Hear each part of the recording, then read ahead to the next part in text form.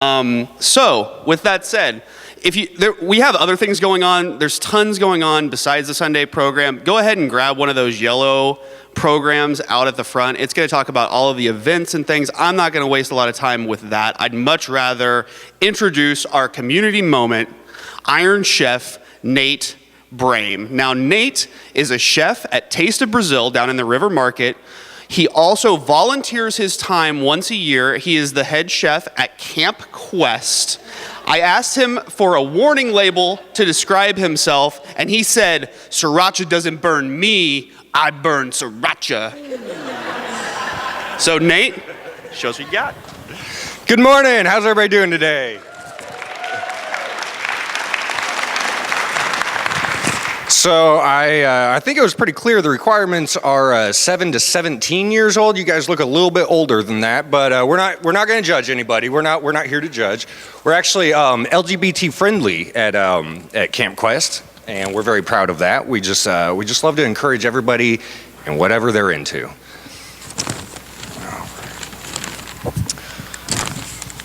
So I've been a part of Camp Quest, Kansas City, for 3 years now. I've been on the board for 2 years.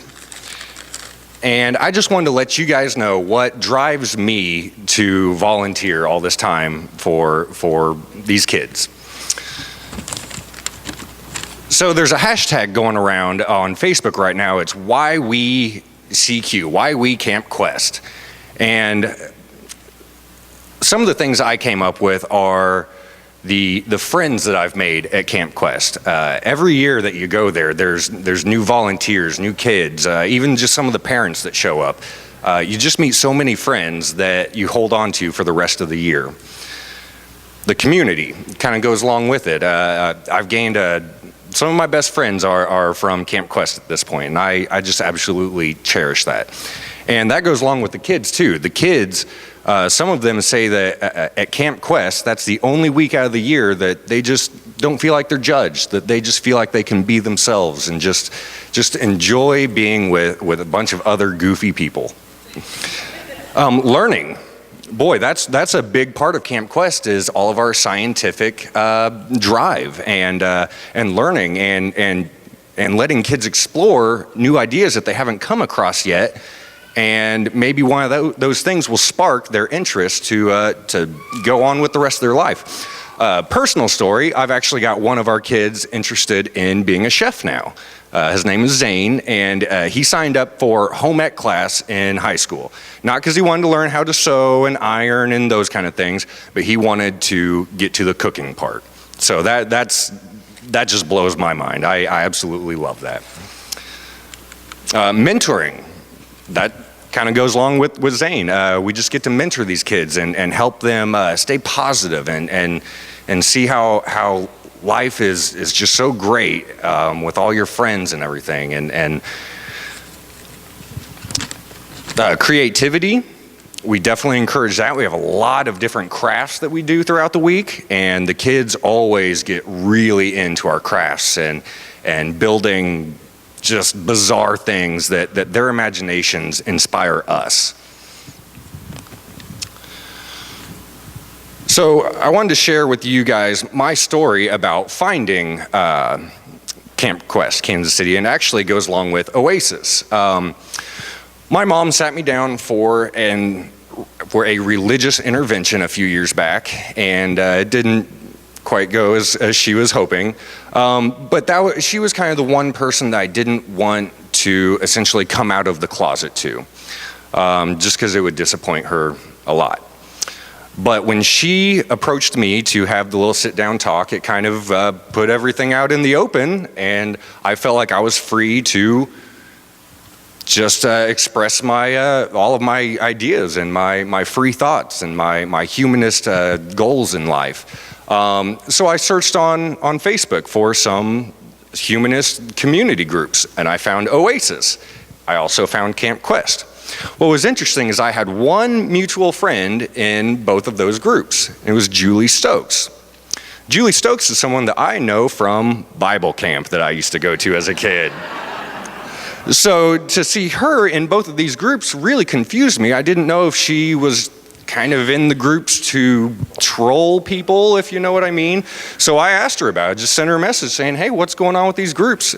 And yeah, she said that, you know, she had gone through some changes in her life as well, and that she was now on the board of directors for a free-thinking humanist summer camp for kids. And that blew my mind. I asked her right away, what could I do? Could I be a trash picker-upper? Anything? I mean, can I rake leaves? What can I do? They needed a chef.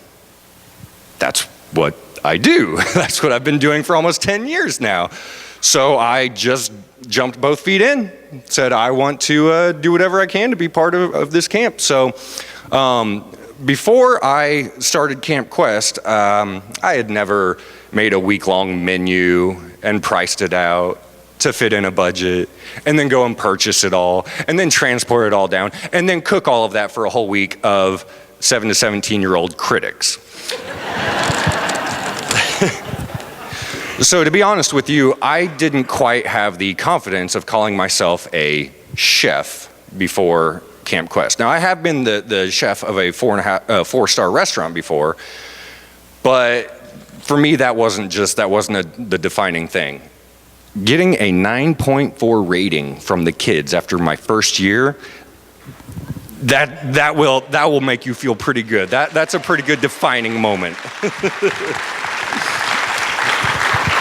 That right there was probably one of the most humbling things I've ever been through. It's just as much as those kids appreciated it and the honesty and sincerity and how much they loved it. I have cried both years. So I've actually got some quotes here.